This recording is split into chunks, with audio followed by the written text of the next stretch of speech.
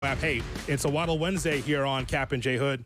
Tommy, we've talked ad nauseum about how happy I am about, even before we got to the draft, just the offseason, the movement, all the free agent moves that are made by the Bears.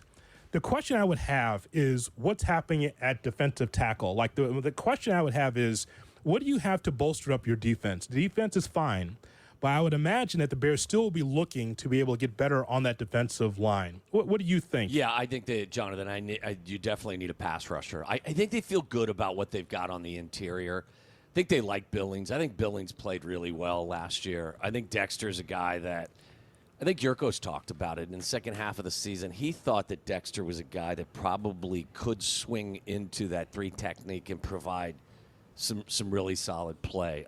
But, yeah, they definitely need another pass rusher. Hopefully Booker is going to give them some punch there, but the likelihood of him being an every down guy is probably zero.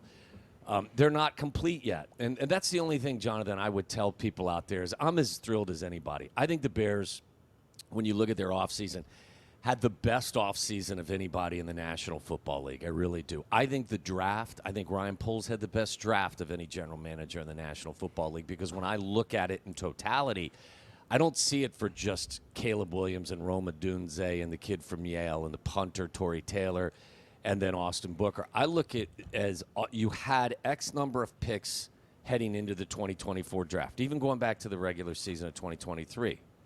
You used some of that currency on Montez Sweat, you traded for Keenan Allen and Ryan Bates. For me, you have to factor that into the 2024 draft. And when you put that all into the mix, for me, Ryan Poles had the best offseason of anybody in the National Football League. Now, with that said, I don't think that they're a finished product. It's the reason why, again, we've spent the last 48 hours, some of it in jest. Carm got a little angry about it.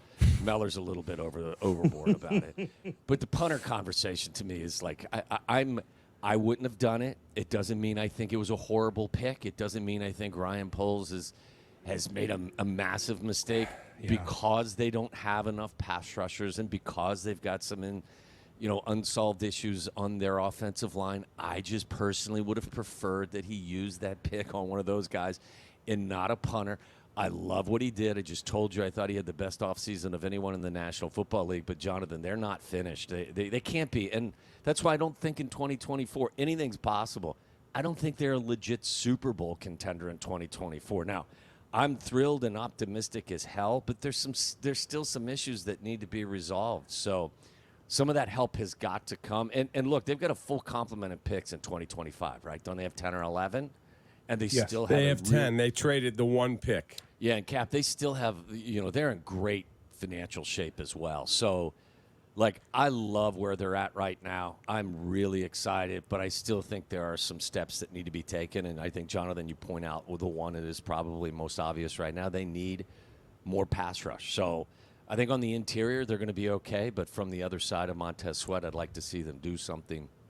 And maybe they will. I mean, maybe they'll be – maybe they will, find somebody that gets let go of a roster in camp, and that guy finds his way on this Bears roster. So, look, what we found out about Ryan Poles is he's never afraid to take a swing. So, I don't think that what they have right now on their D-line is exactly what they'll go to bat with in September when the season kicks off.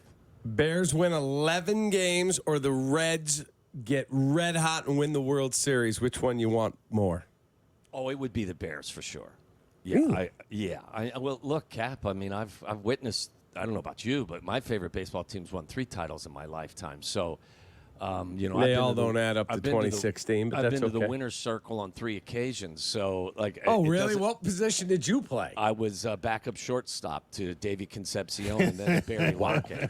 Yeah. So, of all people to pull the "Don't Say We" card, you were going to be that guy. But no, it's the Bears, and I have a ton of high hopes for them, and it should be just a blast to watch this team get going. And Jonathan, I would say real quick, I think we're going to be up at Hallis Hall on Friday, May 10th for the first day of rookie minicamp. Mm-hmm. I've never been excited about going to watch a bunch of rookies in helmets and shorts go up there and do anything. I'm pretty excited for that day. See, you have to understand, Cap. It's clear that Tommy has He's put his Reds fandom. He's left it in Covington. It's just not there. It's in Highland Heights. Correct. He doesn't have time anymore for the Red. He doesn't care. He's a Bears guy. That's what his focus is. That's not 100% true. Pretty close though, right? Look, I'm still a little cold on their ownership group that decided 2 years ago to take a shot at the fans. Like Cincinnati's a baseball town. Castellini. Yeah, when he says, Okay. you know, when the fans are upset, well, what are they going to do? They got nowhere to go. Well, you know what, Mister? This is a baseball town, and we've seen a lot of winning from our Cincinnati Reds. And when you take a stance like that chaps your saddle region a little bit. So, By the way, Cap, you found a sandwich at Guaranteed Rate. I did. There's a new sandwich, apparently. They call it a new hidden gem at Comiskey Park. I want to know if you would eat this, Tommy. A Polish sausage topped with smoked brisket and spicy barbecue sauce on a, large, I'm not going to call it a hot dog bun, like a French roll. It looks amazing. will they serve it to me in the men's room? Because it's, I would try it. I'm not sure it would last with me for very long, but certainly I would try it. I think it looks amazing. Yes. You know what I would be? I'd be a Southsider sitting down. Southside, sit down after that sandwich. I heard that he spurned Sylvie's request to come out with you guys. Look, we just wanted to ask him, okay. I appreciate the enthusiasm, but we all just wanted to know, who are the haters? My God, Jonathan, you've got to be in baseball hell right now as a diehard White Sox fan. I am. Someone's going to call you a hater for being critical of a My team. brother said the same thing. He goes, I'm a hater. I've been a fan for 60 years. Right. Yeah, you just can't come off the street. You get the White Sox job and just say, oh, people are against this White Sox team, one of the worst teams, the worst start in the history of the franchise, and call us haters. That's just tone deaf. And I know Schriffin's a young broadcaster, Tom, but he's going to have to understand, you're in a city that cares about its sports. Yeah. And it was so weird is he's from New York. I don't know why he has a disconnect with this. He should know, Yankees fans, Giants fans, if your team's not doing well, people are going to get pissed. And so Schriffen not being on your show, by the way, it's okay because I know you like downloads. So at least you'll be able to hit more of those without him on the the show. So it's fine. It's just the last thing you want to do is alienate the people that are going to be the ones that are your audience on a day in and day out basis. So I don't listen. When you start a season 3 and 22, I wouldn't call you a hater. What I'd call you is a frustrated and disappointed fan. That's fair, and that's only fair. Yeah. I think that he misspoke.